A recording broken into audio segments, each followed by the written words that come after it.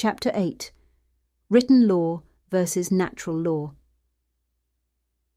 In the last chapter, civilization was portrayed in a somewhat negative light, in grim contrast to the idyllic paradise I was imagining when I was thinking of escaping the city and going back to the wilderness. However, there are many benefits to civilization too, and I would probably long for those as well, were I to leave them all behind. In fact, this sums up all of human history, really. Within ourselves, and within wider society, there's an ever-ongoing battle between our longing to return to nature and our desire to civilize the world. To civilize essentially means to refine or advance, to soften and tailor the natural world, to cultivate, hence the word cultured. It's generally associated with city living, the word civilization sharing its root, as noted earlier, with Latin words such as civis, meaning citizen, and civitas, meaning city. Civilization, or advanced culture, tends to generate into existence through cities or through other aggregations of people, which is essentially what towns, cities, and settlements are. Wherever you get large numbers of people gathered together, you get the sharing of ideas and also the division of labour, leading to the blossoming of culture. If you're an intelligent person living out in the middle of nowhere, your natural intelligence may give you a hand in overcoming the problems of survival. However, if you're an intelligent person living in a town or city, exposed to other people, other ideas and information, you can advance all the more further, standing on the shoulder of giants, so to speak. We tend to think in terms of civilized countries today. However, if you consider how civilization arises, it becomes apparent that city-states must have came first, then larger nation-states much later.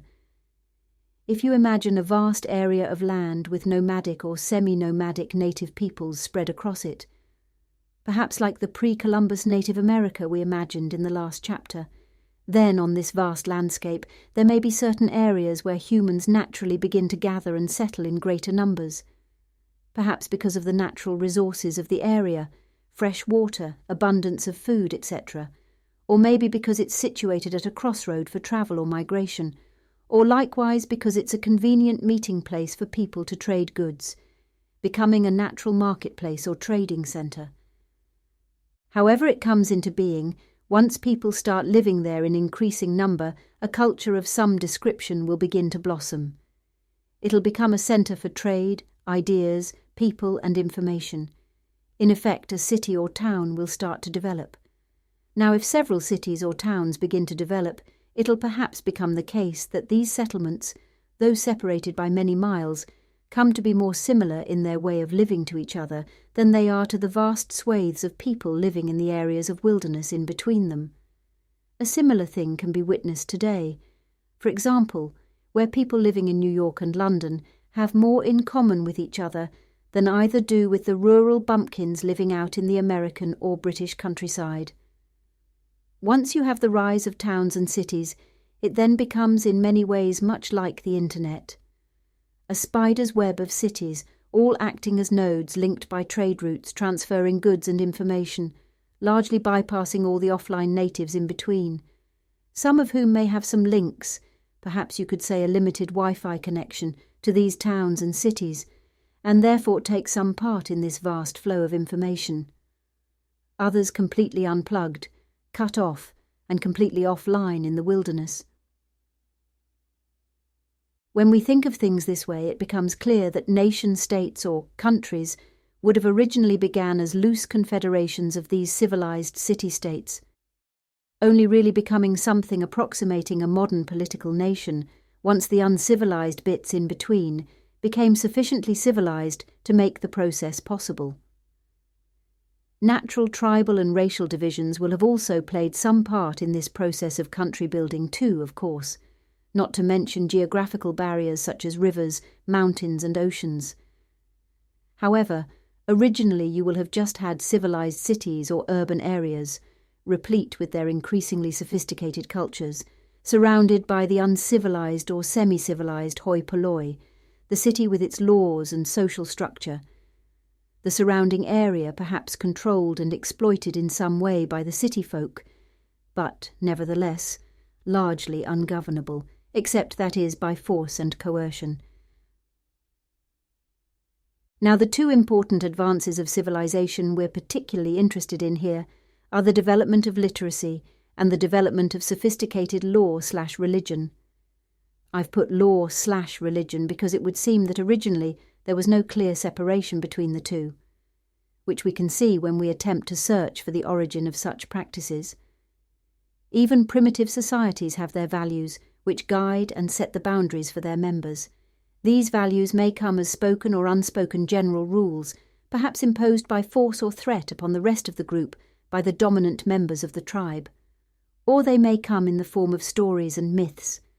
A tale about a monster or spirit in the woods may take the form of an oral myth, but it may also serve as a warning about the dangers of heading out into the woodlands alone or unprepared. It's difficult to imagine how such beliefs and social behaviours truly developed and came into being over the course of man's advancement. However, from observing modern indigenous tribes, we can see that even primitive groups of people have their customs and rituals. More so, we can see that these customs and rituals, though they may look odd to modern eyes, often have some kind of practical benefit. The idea that the gods demand that the crops be sown on a certain date may sound a little silly, but it does at least make sure the crops get sown at the right time of year. Likewise, ritually washing items may take the form of a religious rite, but the practical benefits in regard hygiene are also clear to see, though the person practicing and insisting upon the rite may not understand the concept of germs and cleanliness in the same way that you or I would. When it comes to city living, with its more developed social structure, it seems more complex religious practices developed to fill the more complicated needs. With the advance of literacy, it also meant that such rules and rituals could be recorded and written down, setting them in stone in a way that made them easier to remember and retain, but also perhaps harder to abandon or bend to one's will. More advanced, but less organic. It's still a case that the gods demand it, but now it's written down, reduced to a fixed statement. Looking at organised religions such as Islam, Christianity, Judaism and so forth, we can see that they are, in many ways, largely bodies of rules and regulations. These days we tend to think of such institutions as being created purely to service spiritual needs, especially in the West, where we're so used to the separation of church and state. However, it appears that in the past such religions literally were the state, and that all law was by its nature religious law. I would suggest that in a sense all organised religions are essentially dead or redundant political systems, or socio-political systems to put it a little better. A good example today is perhaps the Sharia law of Islamic tradition, and its battle for supremacy with secular law in Islamic countries, or in other areas with large Muslim populations. Islamic law was, and in some cases still is, the state law. However, for civilization to march on, it has to be relegated from state status to a purely religious set of guidelines, a fate that Western religions such as Christianity have already succumbed to. While I'm using the word relegated, it's perhaps worth noting its similarity to the word religion, suggesting that the original meaning of the word religion came with connotations of being subservient to a higher power, be it the power of the law or the power of the Lord. It's also said to be related to Latin words such as religare, meaning to bind, and also relega, meaning banishment. Again, both coming with suggestions of restraint under the law. The Jewish religion is especially legal with its multitude of laws and observances, from the clear and broad commandments of Moses to the much more specific and finicky requirements of kosher food preparation. In the first chapter, I mentioned the idea that Jewishness evolved out of city living, and noted many of the legal words that could be equated with the word Jew, such as jury, judge, duty, etc. I would also proffer the idea that many of the laws and regulations found in Jewish religious tradition originally evolved to deal with the management of city living, or, to put it more succinctly, to manage civilization. In fact, just looking at the laws regarding kosher food, this seems like something that could only come about where large numbers of people are living in close proximity. Such rules wouldn't be especially necessary in a practical sense for small farming communities or more native peoples. However, in the city where lots of people are eating and living in a limited area of space, things like hygiene then become an issue, and the management of such practices necessary. In this regard, Jewish kashrut dietary laws seem not dissimilar to our modern laws regulating food production in bakeries, restaurants, factories and elsewhere. It's interesting to note that in the New Testament, Jesus and his followers are chastised for not washing their hands before eating bread. Quote, "Then some Pharisees and scribes came to Jesus from Jerusalem and asked, 'Why do thy disciples transgress the tradition of the elders? For they wash not their hands when they eat bread.'" Matthew 15, King James Bible. From a hygienic point of view, it's perfectly sensible and practical that someone should wash their hands before eating, and again it's not too dissimilar to secular laws we have now requiring bakers and other food preparers to wash their hands. However, in the Bible story, Jesus was less concerned with the practicalities and the letter of the law, and more concerned with the morality of the law. In fact, it could be said that in many ways the doctrine expounded by Jesus, and the rise of Christianity was in effect a reaction or rebellion against the excesses of law, a rebellion against, or a correction of civilization itself. This will be the theme of the next chapter, and will return to Jesus washing, or not washing his hands, later on there. Regarding the excess of written law, it can often leave less room for moral choice, and consequently can sometimes have a dehumanizing effect on society. Regulations and laws, for all their benefit, can come at the cost of genuine freedom. The law of the jungle, in effect the absence of law, representing freedom with all its dangers. The law of the city, or civilization, with all its legality, symbolic of both captivity and comfort. The people situated outside of the city, the natives or country dwellers, often lie somewhere in between these two extremes. Their cultural values and traditions, generally oral and changeable, i.e. not written down, combined with or existing alongside an inbuilt sense of right and wrong, what could be called natural law. If they have some links to town or city life, then they may have some degree of interaction with or use of written law, but such law only reaches such places via the spread of civilization itself. So to have it, they must become civilized to some extent. Coming to the development of written language itself, though it's a symbolic concept, it still needs technology for its use to spread. For someone to become literate, it requires not only that they have interaction with other literate people, but also access to the tools required, be they books, pigments, clay tablets, or whatever the case may be. The problem of illiteracy in many ways is a problem of poverty and not one of education.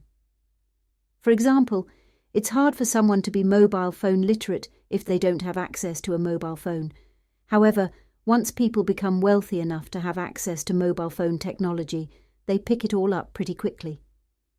A child with access to a mobile phone or tablet will soon become a wizard with it in no time. They don't require formal lessons to use the things. I would imagine it was quite the same with the advent of literature. This is another topic we'll return to in a later chapter. What's highly interesting in regard this difference between city dwellers, with their written law and organised religious practices, and the country dwellers with their lack of such formal organisation, is the dichotomy found in the New Testament between Jew and Gentile.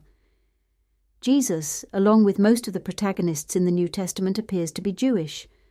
One of the questions often posed in the Gospel texts then being whether these Jewish rebels should share their newfound Christian doctrine with the Gentiles, a question answered in the affirmative. Looking at the issue through the lens of Jewish civilization, it's not hard to see the difference between Jews and Gentiles as being the difference between city-dwelling urbanites and country-dwelling, uncivilized folk, or rather, citizens of cities and non-citizens. If we see circumcision as a token of citizenship, this would add weight to the view. Likewise, the ensuing debate over whether Gentiles should be required to undergo circumcision in order to join the new faith. An interesting fact that lends further weight to this view comes via ancient Rome and their similar way of differentiating between citizen and non-citizen. The 2nd century Roman jurist Gaius wrote the following about the law. Quote, "Every people that is governed by statutes and customs observes partly its own peculiar law and partly the common law of all mankind. That law which a people established for itself is peculiar to it and is called jus civile, civil law, as being the special law of that state, while the law that natural reason establishes among all mankind is followed by all peoples alike, and is called jus gentium, law of nations or law of the world, as being the law observed by all mankind." Thus, the Roman people observes partly its own peculiar law and partly the common law of all mankind. From this we can see a clear distinction between the law of the city, jus civile, and the law beyond the city, jus gentium, a law common to all men, which is established by natural reason. The Latin words themselves are also quite revealing. Gentium translates as people, but is generally used in the sense of tribe or nation. If you've noticed its similarity to the word Gentile, that's because they both share the same root.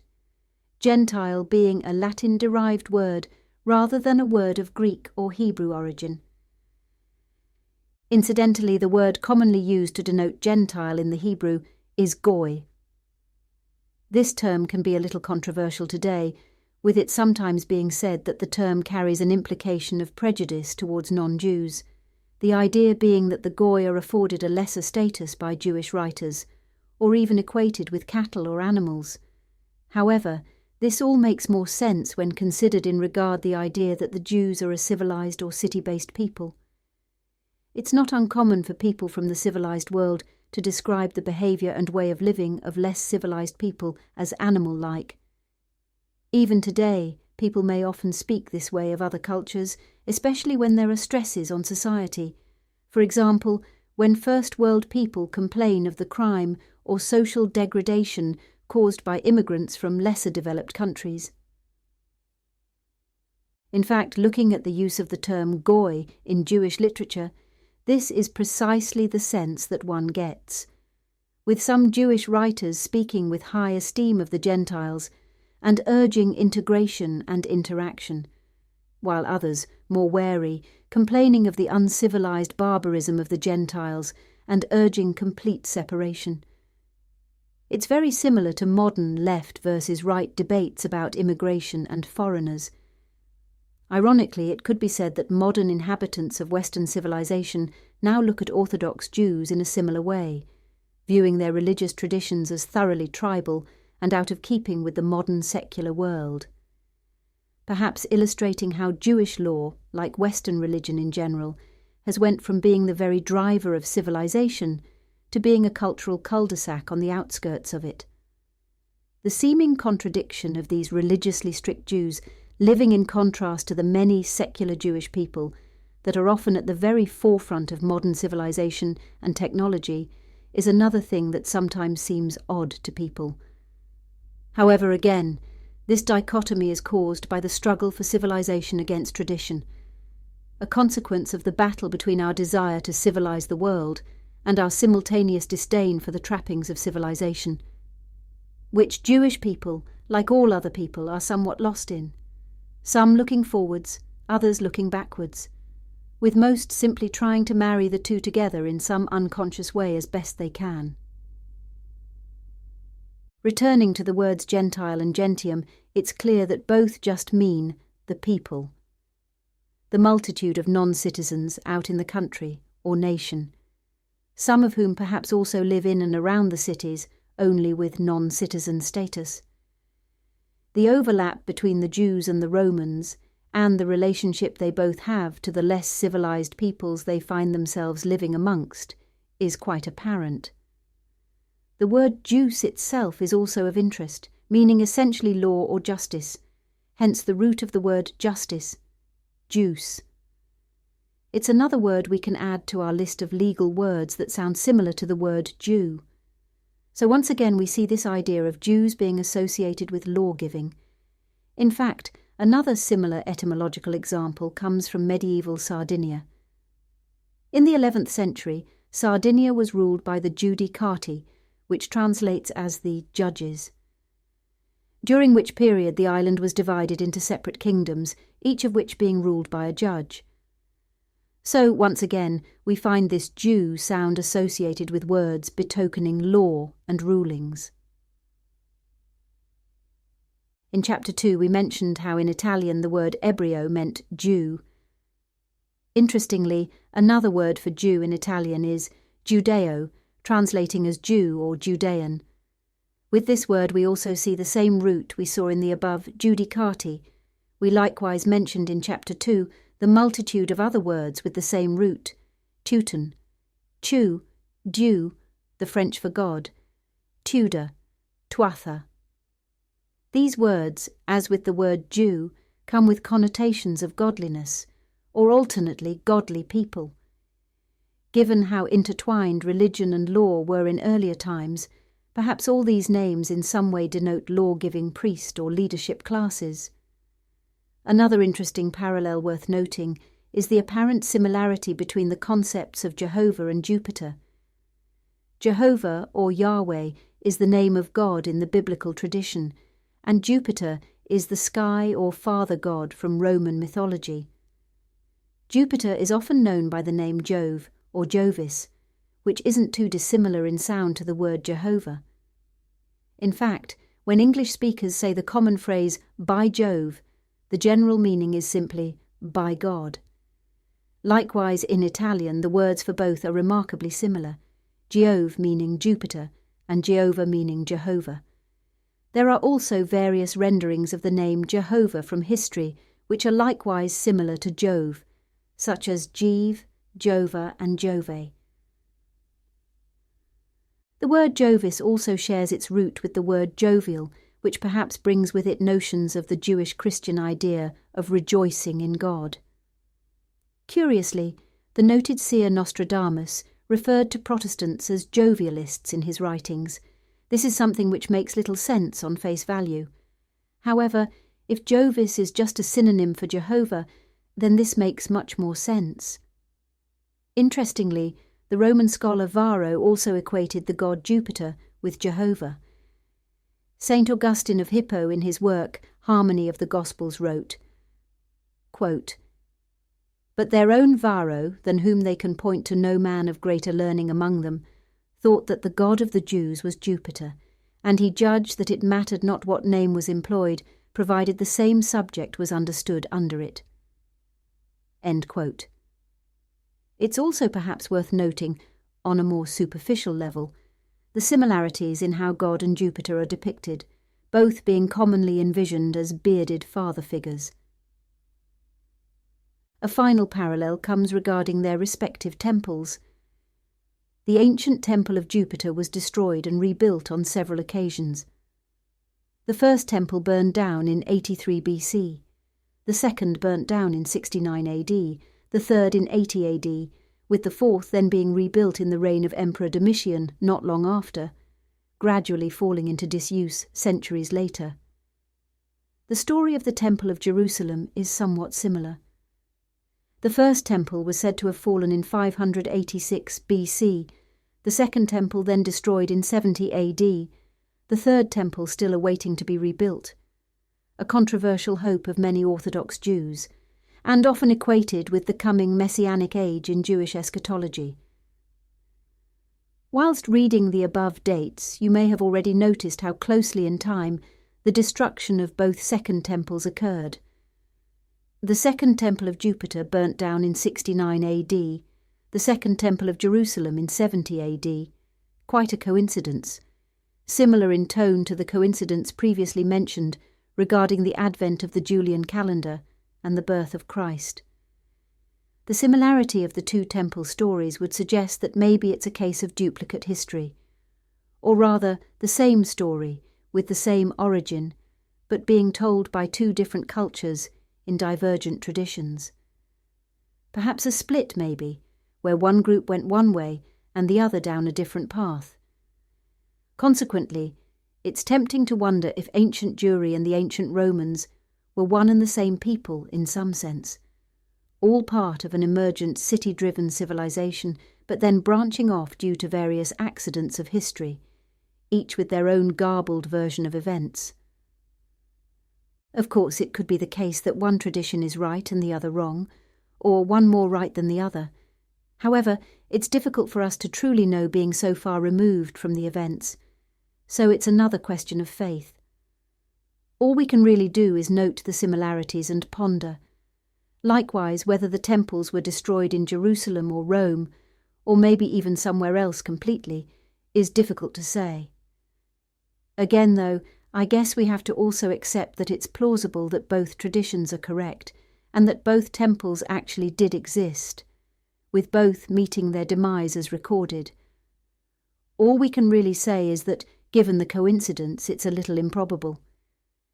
The coincidences don't stop there, though, one further being the fact that Jews had to pay the exact same tax to both temples. Following the destruction of the Second Temple of Jerusalem, Jews were then required by the Romans to pay 2 denarii to the Temple of Jupiter, equivalent to the half a shekel they'd previously paid towards the upkeep of the temple at Jerusalem. Adding further intrigue, the oldest depiction of the sacking of the Temple of Jerusalem is actually found in Rome, on the Arch of Titus, where the Romans who are supposedly sacking the temple are carrying out a menorah as part of their spoils, holding it aloft in such a way that would suggest a degree of reverence rather than contempt for the item. Finally, it's worth breaking down the word Jupiter. It could be read as Jew, Pater, father of the Jews,